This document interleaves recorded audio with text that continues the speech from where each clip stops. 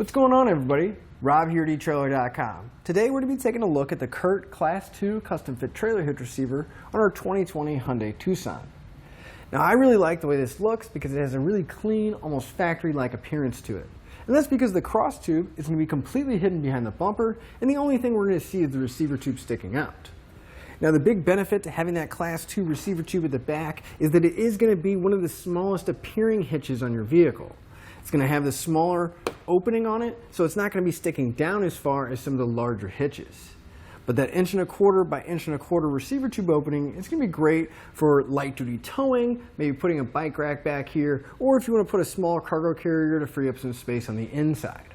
However you're going to be using it though, all of the accessories are going to mount to the hitch pin hole here on the side. The hitch is going to accept a standard 1/2" pin and clip. Now these are not going to come with the hitch, but you can pick them up here at Etrailer.com, along with some locking devices and anti-rattle devices to keep your accessories secure and cut down on that annoying rattling sound when we're driving down the road. Now if you are going to be towing, there's a few things to keep in mind. One, the hitch is designed to work with specific drawbars, and again, you can find those here at Etrailer.com. But the other thing you need to keep in mind is where you're going to put your safety chains. Our safety chain connection point on this hitch are going to be a plate style, and you can see they have really large openings. So even if your trailer has those oversized hooks like this, we'll have plenty of room to get them hooked on. Or if your trailer has normal size hooks more similar to this, we'll still have plenty of room to get them hooked on and take them off. Now as far as the weight capacity goes, our hitch is going to have a 350-pound tongue weight.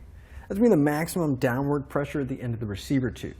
Now to put that in perspective, we'll definitely be able to carry 1, 2, maybe even 3 bikes at the back of our Tucson and be able to load up a small cargo carrier pretty well. Now as far as the gross trailer weight rating goes, it's going to have a 3,500-pound rating. And what that means is that's how much the hitch can pull, but that does include the trailer and everything we have loaded on it. So you want to make sure you double check your Tucson's owner's manual because we don't want to exceed the manufacturer's recommended weight. Now I'd like to give you a few measurements, and these are going to help you when you're looking for accessories for your new hitch, like a bike rack or a cargo carrier. From the center of the hitch pin hole to the outermost edge of the bumper, it's going to be right about 4½ inches. Now that measurement is going to help you when you're looking at folding accessories to make sure you have enough room to put them in the upright stored position without making contact with the rear bumper. From the ground to the inside top edge of the receiver tube opening is going to be right about 14 inches. But now that we've seen what our hitch looks like and gone over some of the features, let's go through the installation process together.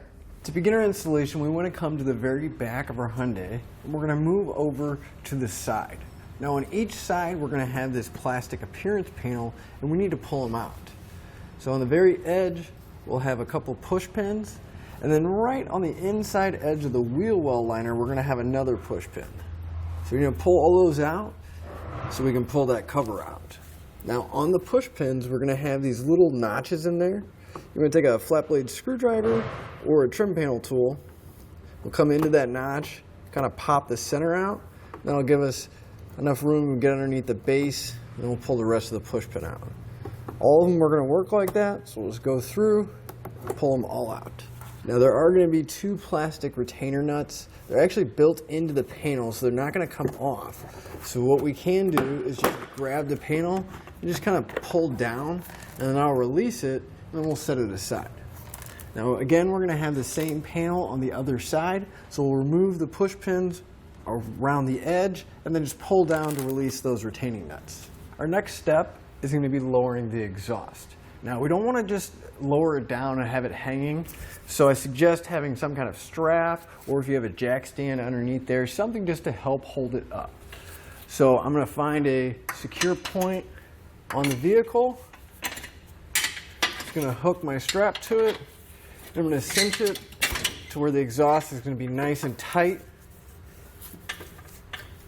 against the bottom. And we'll move back to our muffler, and on each side, if we look, we'll find the rubber isolator hooked to the hanger.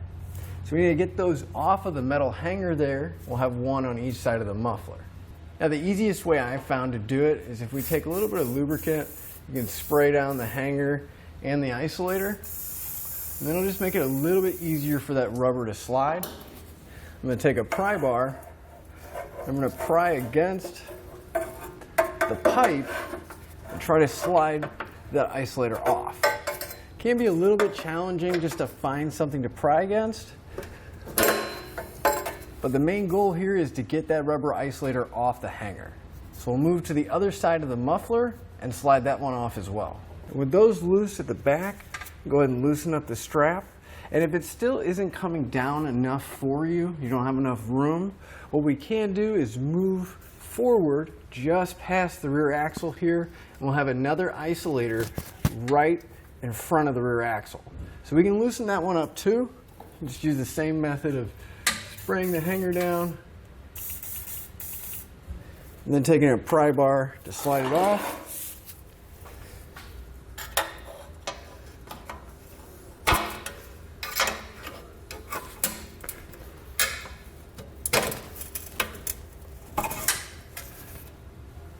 And that'll give us a lot more room, and we can even slowly lower the strap so we have plenty of room to work with under here. Now, I'd like to go over the attachment points this time. On each side of the frame rail, if we look at the bottom, we're going to have 2 threaded holes, and then on the outside of the frame rail, we're going to have another 2 threaded holes. Those are going to be our 4 attachment points on each side.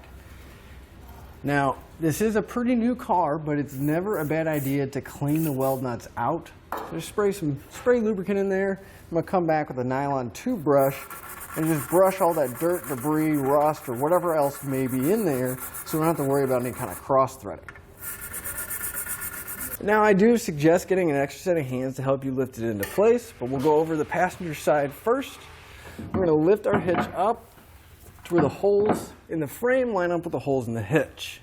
We'll grab one of our new bolts. I'm going to grab one of the conical tooth washers, make sure those teeth are facing up towards the hitch. And I suggest getting at least 1 bolt in hand tight on each side. That way the hitch will support itself and we can work on getting the rest of the hardware in place. And each location is going to get the same combination. Now, once you have all the bolts in place, I'm going to come back with a 17mm socket and I'm going to snug them all down.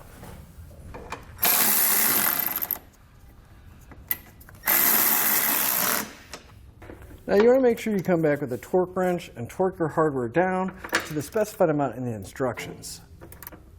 And we're going to go back and repeat that for all of our remaining hardware. Now, when we go to put our exhaust back up, I always like to use a little bit more lubricant. Makes it easier to slide those hangers back on.